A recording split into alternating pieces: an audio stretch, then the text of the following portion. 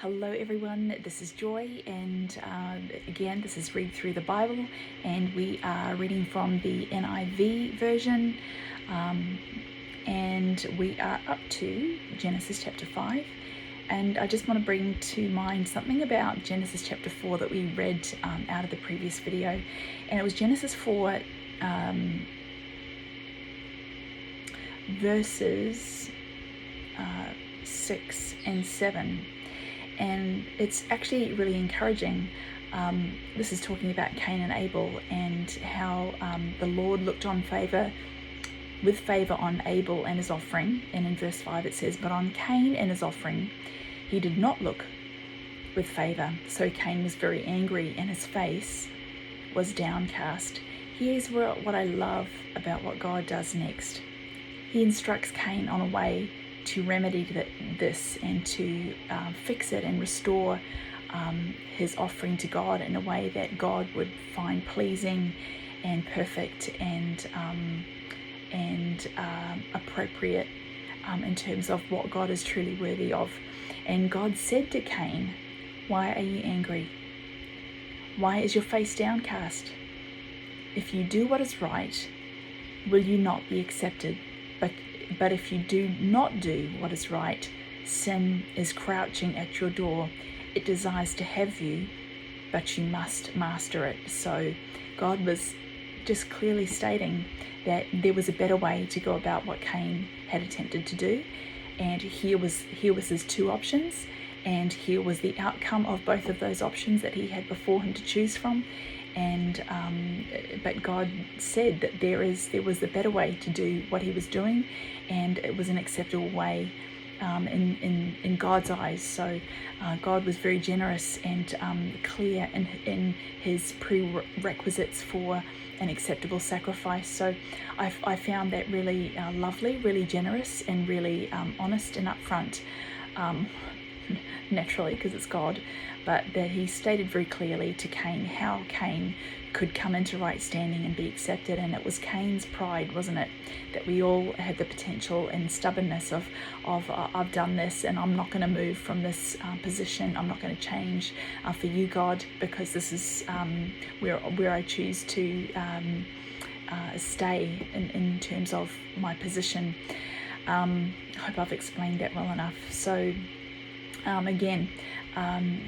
found that to be really reassuring, that God is there for us to correct us and to give us a rebuke, but give us a rebuke not to shame us, give us a rebuke so that we can fall back under his good, perfect and pleasing will, so that he can once again be completely delighted in what we have to do and serve and offer him. So moving on now to Genesis chapter 5, and I'll read this as best as I can. Hopefully I don't mess up the pronunciations too badly. Here we go, chapter 5 verse 1. This is the written account of Adam's line, from Adam to Noah. When God created man, he made him in the likeness of God. He created them male and female and blessed them, and when they were created he called them man. When Adam had lived 130 years, he had a son in his own likeness, in his own image, and he named him Seth. After Seth was born, Adam lived 800 years and had other sons and daughters. Altogether, Adam lived 930 years, and then he died. That's amazing.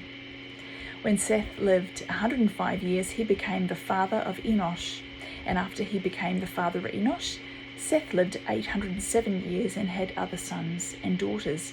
Altogether, Seth lived 912 years, and then he died. When Enosh had lived 90 years, he became the father of Kenan. And after he became the father of Kenan, Enosh lived 815 years and had other sons and daughters. Altogether, Enosh lived 905 years, and then he died. When Kenan had lived 70 years, he became the father of Mahalalel. And after he became the father of Mahalalel, Kenan lived 840 years and had other sons and daughters. Together, Kenan lived 910 years, and then he died. When Mahalalel had lived 65 years, he became the father of Jared. And after he became the father of Jared, Mahalalel lived 830 years and had other sons and daughters. Altogether, Mahalalel lived 895 years, and then he died. When Jared had lived 162 years, he became the father of Enoch. And after he became the father of Enoch, Jared lived 800 years and had other sons and daughters. Altogether, Jared lived 962 years, and then he died. When Enoch had lived 65 years, he became the father of Methuselah. And after he became the father of Methuselah, Enoch walked with God 300 years and had other sons and daughters. Altogether, Enoch lived 365 years. Enoch walked with God. Then he was no more, because God took him away. When Methuselah had lived 187 years, he became the father of Lamech. And after he became the father of Lamech, Methuselah lived 782 years and had other sons and daughters. Altogether, Methuselah lived 969 years, and then he died.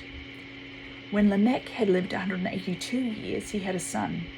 He named him Noah, and said, "He will comfort us in the labor and painful toil of our hands. Caused by the ground the Lord has cursed." After Noah was born, Lamech lived 595 years and had other sons and daughters. Altogether, Lamech lived 777 years, and then he died. After Noah was 500 years old, he became the father of Shem, Ham, and Japheth.